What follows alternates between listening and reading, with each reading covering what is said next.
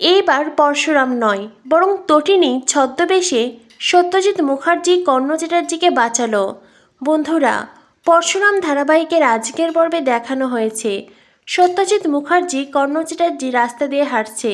তারা পিকোকে স্কুলে আনতে যাচ্ছে। অন্যদিকে বিজিত লাহিড়ী ভানু আর বাবিনকে বলে, আমি ছোটোখাটো কাজ করতে এই শহরে আসিনি, আমার র্যাকেট অনেক বড়, কতটা বড় তোমরা কল্পনাও করতে পারবে না।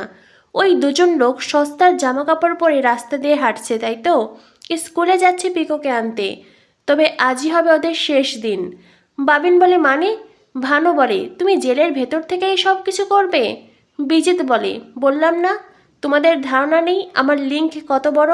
এই বলে বিজিত লাহিড়ী কটমট করে তাকায়। অন্যদিকে সত্যজিৎ মুখার্জি কর্ণ চ্যাটার্জি হাঁটছে। কর্ণ চ্যাটার্জি সত্যজিৎ মুখার্জিকে বলে, এই আপনার জন্য না আমি ফেঁসে গেলাম, একদম ফেঁসে গেলাম। আপনার জন্যই এখন সস্তার জামা কাপড় পরে আমাকে এই রাস্তা দিয়ে হাঁটতে হচ্ছে। কখনো ডিম কিনতে হচ্ছে, কখনো মুদির দোকানে দুধ কিনতে হচ্ছে। আমি না আর পারছি না, আমি এক্ষুনি গাড়ি ডাকছি। সত্যজিৎ মুখার্জি কর্ণ চ্যাটার্জিকে বলে, প্লিজ এতটা অধৈর্য হবেন না, একটু ধৈর্য ধরুন। সামনেই তো আমাদের কোর্টের ডেট, দেখতে পাচ্ছেন না? একদিকে নন্দিনী, একদিকে তটিনী, অন্যদিকে পরশুরাম, সবাই চারদিক থেকে ঘিরে ধরেছে। আবার আরেকদিকে ডিপার্টমেন্ট তো আছেই। তাই আমরা যেটা করছি এটাই করুন, অন্তত কোর্টের ডেট অবধি এমন অভিনয় করে যেতে হবে, নইলে সব কিছু শেষ হয়ে যাবে। কর্ণ চ্যাটার্জি বলে, তাই বলে এখন? সত্যজিৎ মুখার্জি বলে, আমার কথার উপরে ভরসা রাখুন, এর পেছনে অন্য একটা কারণও আছে। কর্ণ চ্যাটার্জি বলে, কী কারণ? সত্যজিৎ মুখার্জি বলে, সে পরে না হয় বুঝিয়ে বলবো। ওই দেখুন ওদিক থেকে একটি রিক্সা আসছে, ওকে বরং ডাকুন, এখন তাড়াতাড়ি স্কুলে যেতে হবে, অনেকক্ষণ আগে পিকোর স্কুল ছুটি হয়েছে। তখনই কর্ণ চ্যাটার্জি রিক্সার দিকে তাকায়। অন্যদিকে তাদের সামনে এসে দাঁড়ায় একটি প্রাইভেট কার। কারের ভেতর থেকে কতগুলো গুন্ডা বেরিয়ে আসে, আর সবাই সত্যজিৎ মুখার্জি কর্ণ চ্যাটার্জির দিকে তাকিয়ে আছে। তাদের মাঝে একজন চেম্বার বের করে সত্যজিৎ মুখার্জির দিকে তাক করে রেখেছে। মাত্র কিছু সময়ের অপেক্ষা, এক মুহূর্তেই শেষ হয়ে যাবে সত্যজিৎ মুখার্জি। সত্যজিৎ মুখার্জি কর্ণ চ্যাটার্জি দুজনেই বেশ ঘাবড়ে যায়। যেহেতু চেম্বার সত্যজিৎ মুখার্জির দিকে তাক করা, তাই সত্যজিৎ মুখার্জি ভয়ে কুঁকড়ে গেছে, চোখ বন্ধ করে নিয়েছে। গুন্ডাটা সত্যজিৎ মুখার্জির দিকে চেম্বার চালাতেই যাবে, তখনই সেখানে হাজির হয় পরশুরাম। অবতার হয়ে পরশুরাম সত্যজিৎ মুখার্জিকে বাঁচিয়ে নেয়, আর সেই গুন্ডাটার দিকে চেম্বার চালিয়ে দেয়। গুন্ডাটা মাটিতে শুয়ে পড়ে, অন্যদিকে বাকি আরেকজন ওখান থেকে পালিয়ে যায়। পরশুরাম সেই গুন্ডাকে ফলো করে, তার পিছনে ছুটতে থাকে। দৌড়াতে দৌড়াতে এক পর্যায়ে সেই গুন্ডা একটি গাড়ি করে ওখান থেকে পালিয়ে যায়। অন্যদিকে পরশুরাম সেই গুন্ডাটিকেও খুব কাছে পেয়েও ধরতে পারে না। পরশুরাম সত্যজিৎ মুখার্জিদের কাছে ফিরে আসে। পরশুরাম বলে, আপনাদের কোনো ভয় নেই, ও পালিয়েছে, আর এ তো এখানেই পড়ে আছে, আপনারা যান, পিকোর কাছে যান, অনেক সময় আগে স্কুল ছুটি হয়েছে। সত্যজিৎ মুখার্জি বলে, কিন্তু? কর্ণ চ্যাটার্জি বলে, বডি কি এখানেই পড়ে থাকবে? তখনই সেখানে আসে মায়া। মায়া তার টিমকে নিয়ে এসেছে, মায়া বডি ওখান থেকে নিয়ে চলে যায়। তখনই পরশুরাম বলে, আমার টিম, আমাদের স্পেশাল ব্রাঞ্চ, দেশের আইন সবসময় সজাগ আছে। মাত্র কয়েক সেকেন্ডের ব্যবধান, যদি 19-20 হতো তো এই রাস্তার মোড়ে দুটো বডি পড়ে থাকতো, এক কর্ণ চ্যাটার্জির, আরেকটা সত্যজিৎ মুখার্জির। তাই কোনো 19-20 নয়, বরং নির্ভুল নিশানায় সবসময় আমাদের সজাগ থাকতে হয়। এরপরেই সত্যজিৎ মুখার্জি পরশুরামের কাঁধে হাত রেখে বলে, থ্যাংক ইউ। এরপরেই কর্ণ চ্যাটার্জি সত্যজিৎ মুখার্জি রিক্সা করে ওখান থেকে চলে যায়। অন্যদিকে তটিনী পরশুরামকে কল করে। তটিনী পরশুরামকে বলে, কোনো ঝামেলা হয়নি তো? তখনই পরশুরাম বলে, টার্গেট করা হয়েছিল, ঝামেলাও হয়েছিল, ওরাও এসেছিল। তটিনী বলে, তারপর? পরশুরাম বলে, তারপর আর কি, একজনকে শুইয়ে দিলাম নির্ভুল নিশানায়। তটিনী বলে, উফ my hero, I love you. Parshuram Tatini দুজনেই হাসতে থাকে। এদিকে দেখানো হয় সত্যজিৎ মুখার্জি কর্ণ চ্যাটার্জির স্কুলে এসেছে। তটিনী তার বাবাকে কল করে। তটিনী বলে, বাবা তুমি স্কুলে পৌঁছে গেছো? সত্যজিৎ মুখার্জি বলে, এই তো পিকোর কাছেই যাচ্ছি, স্কুলে পৌঁছে গেছি আমরা। তটিনী বলে, বাবা এতটা সময় লাগলো, কখনই স্কুল ছুটি হয়েছে বলো তো?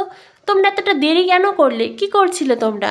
তখনই সত্যজিৎ মুখার্জি বলে, জানিস তো মা, আজ আসার পথে রাস্তায় একটা ঘটনা ঘটেছিল। একজন গুন্ডা আমার দিকে চেম্বার তাক করে রেখেছিল, আর বাকি সবাই আমাদেরকে ঘিরে ধরে রেখেছিল। আমি তো আশাই ছেড়ে দিয়েছিলাম, আমি ভেবেছিলাম আজই হয়তো শেষ দিন, কিছু মুহূর্তের ব্যবধানে হয়তো আমার বডি ওখানে পড়ে থাকতো। তবে জানিস, আমার সামনেই তখনই একজন চেম্বার চালিয়ে দিল। তাকিয়ে দেখি ছাপোষা সেই মানুষটি যাকে এতকাল আমি অপমান করেছি, সে অবতার হয়ে আমাকে বাঁচালো। অবতারই তো বলবো বল, সে যে আজ আমার প্রাণ বাঁচিয়েছে। একজন মধ্যবিত্ত মানুষ যে কিনা বউ বাচ্চা নিয়ে ওই 600 স্কোয়ার ফিট ফ্ল্যাটে থাকে, সেই জন্য কত উপহাস করেছি তাকে, কত অপমান করেছি।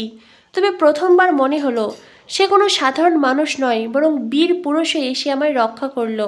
জানিস তো মা, খুব ইচ্ছে করছে দরজায় তুই আর জামাই দাঁড়িয়ে থাকবি, আর আমি তোদেরকে বরণ করব, গলায় গামছা পরে জামাইয়ের সামনে 2 হাত জোর করে বলবো, আমাকে তুমি ক্ষমা করে দিও, অনেক ভুল হয়েছে, অনেক অন্যায় করেছি আমি। অবশেষে দেরি হলো, আমি সেই ভুল বুঝতে পেরেছি রে মা। সত্যি আমাকে তোরা ক্ষমা করে দিস। আমি তোকে আর জামাইকে অনেক অপমান করেছি, অসম্মান করেছি। তবে আজ আমার খুব গর্ব হচ্ছে ও আমার জামাই বলে। বাবার মুখে কথাগুলো শুনে তটিনী অবাক হয়ে যায়। সত্যজিৎ মুখার্জি নিজের ভুল বুঝতে পেরেছে। অবশেষে তটিনী আর পরশুরামকে মেনে নিয়েছে, তাদের সম্পর্ককে মর্যাদা দিয়েছে। এর চাইতে বড় খুশি আর কি হতে পারে। সত্যজিৎ মুখার্জি ভীষণ ইমোশনাল হয়ে যায়। কাঁদতে কাঁদতে তটিনীর কল কেটে দেয় আর নিজের চোখের জল মুছতে থাকে। তটিনী ওপাশে মনে মনে ভাবতে থাকে, বাবা এই কথাগুলো বলল, সত্যি বাবা? অবশ্য ওই মানুষটিকে নিয়ে গর্ব করার মতনই তো।